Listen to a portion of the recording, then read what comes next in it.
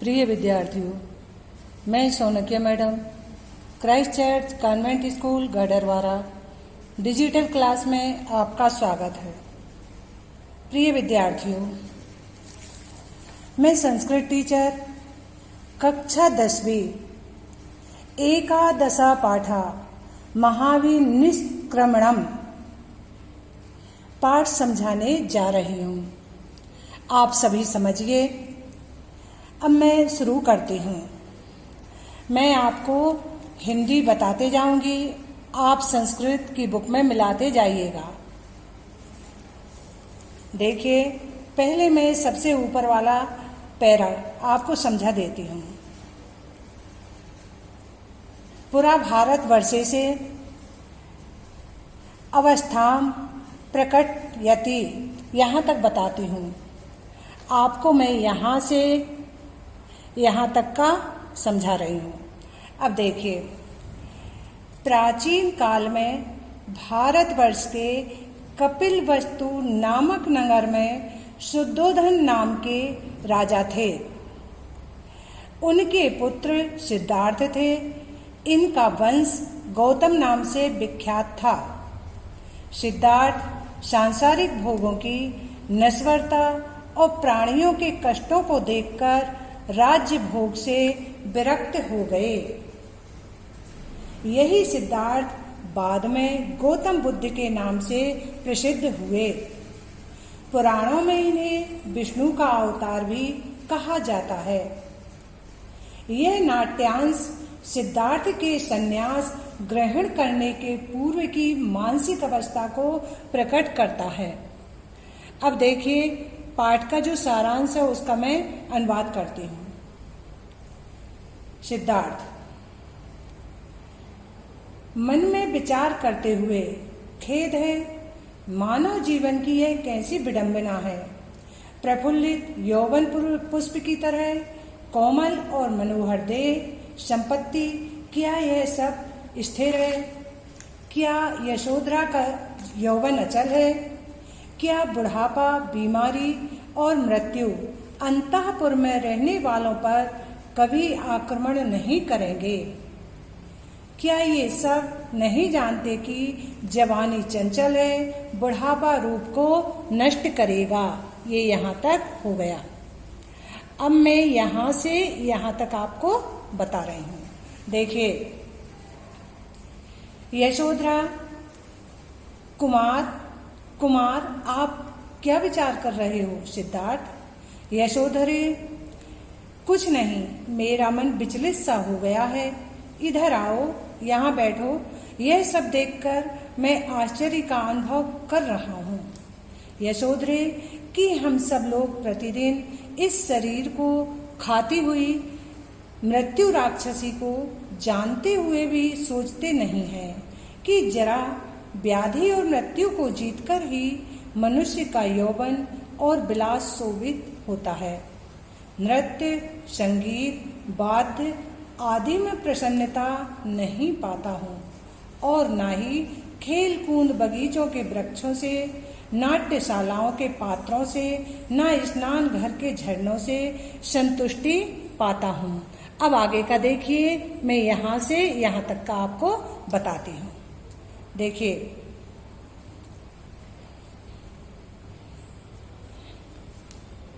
यशोधरा, तो फिर कुमार, आपके द्वारा क्या करने का विचार किया जा रहा है? सिद्धार्थ, यशोधरे, मैं चाहता हूं कि अभी सन्यासी होकर मृत्यु को पराजित करने के लिए तपस्या करूं। आप यह क्या कर रहे हैं? यह समय सन्यास का नहीं है। कुछ महीने पहले ही तो आप शाक्य वंश के धारक कुमार राहुल के पिता हुए हैं। आप आइए, आज कुमार राहुल का अभिनिष्क्रमण संस्कार है। नोट, अभिनिष्क्रमण संस्कार शिशु के 4 माह का होने पर उसे बाहर लाने हेतु किया जाता है। अब सिद्धार्थ, यशोधरे, मेरी कुछ भी इच्छा नहीं है। आज ही संन्यास के लिए अनुमति प्राप्त करने के लिए महाराज के महल में जाता हूँ और आज ही सन्यास के लिए जाऊंगा। यशोधरा चीखती हुई, कुमार कहाँ जा रहे हैं? कुमार कुमार। अब आगे देखिए। सिद्धार्थ, आर्य अभिवादन।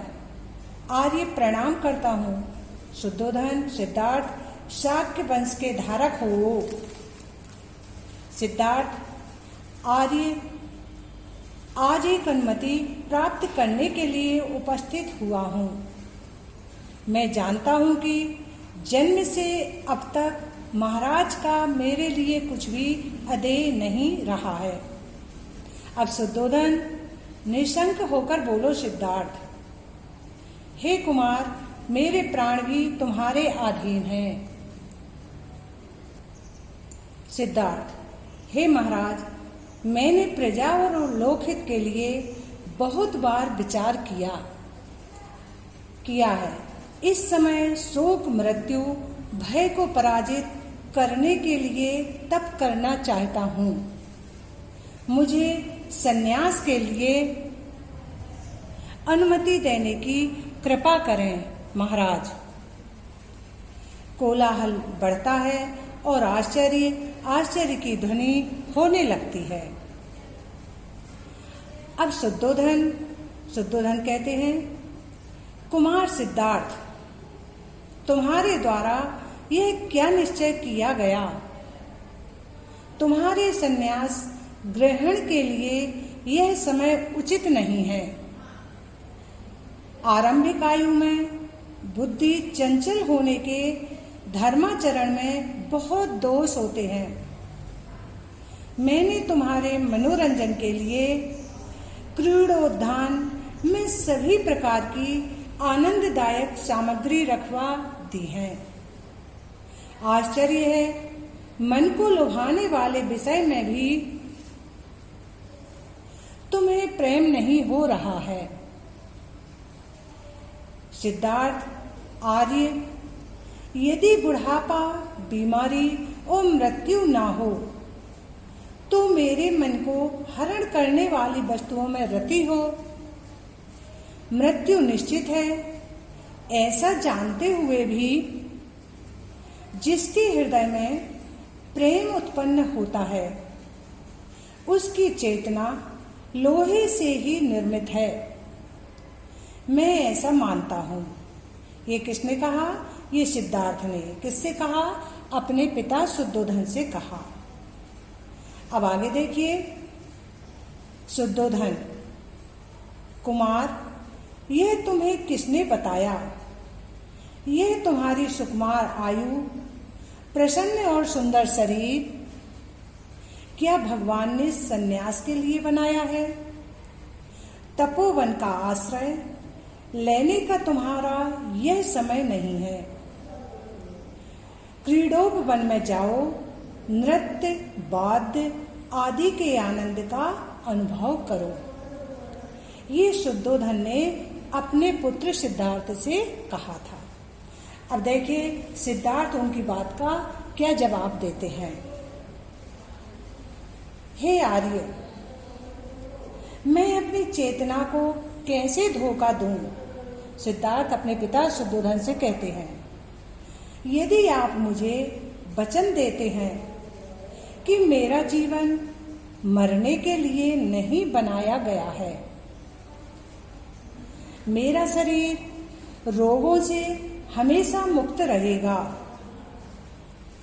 और मेरी युवावस्था में बुढ़ापा कभी आक्षेप नहीं करेगा या हस्तक्षेप नहीं करेगा, तो मैं तपोवन का आश्रय नहीं लूंगा। ये सिद्धार्थ ने अपने पिता से कहा। अब सूत्रधार क्या है देखिए। संसार की निसारता, जनन मरण का चक्र बंधन, मनुष्य की गति, यह सब विचार कर सिद्धार्थ लोक यात्रा से विरक्त हुए। एक बार रात्रि में उनने निश्चय किया, इस सारे प्रपंच को त्याग कर जनन मरण के पार देखने के लिए वह तप करेगा, साधना करेगा और जीवन के रहस्य को जानने का प्रयत्न करेगा। सभी लोग निकल जाते हैं। बेटा, ये सिद्धार्थ शुद्धोधन वाली कहानी आपने हिंदी में भी पढ़ी है। आप जानते हैं कि शुद्धोधन कपिलवस्तु के राजा थे। उनके बेटे का नाम सिद्धार्थ था। उनका बचपन से कोई भी कार्य में या मनोरंजन में, गीत संगीत में मन नहीं लगता था। राजा ने उनका विवाह कर दिया था। उन्होंने एक बेटे को जन्म भी दिया जिसका नाम राहुल था। कहा जाता है कि राहुल छोटा ही था और वे रात्रि के समय अपने राहुल और अपनी पत्नी यशोधरा को छोड़कर तपोवन चले गए और वहां उन्होंने तपस्या की। मृत्यु क्यों होती है, बुढ़ापा क्यों आता है, यौवन स्थिर क्यों नहीं होता रहता, इस बात का उन्होंने पता लगाने के लिए तपस्या की थी। तो आ गया आपको समझ में। यही पाठ आपका संस्कृत में था। धन्यवाद।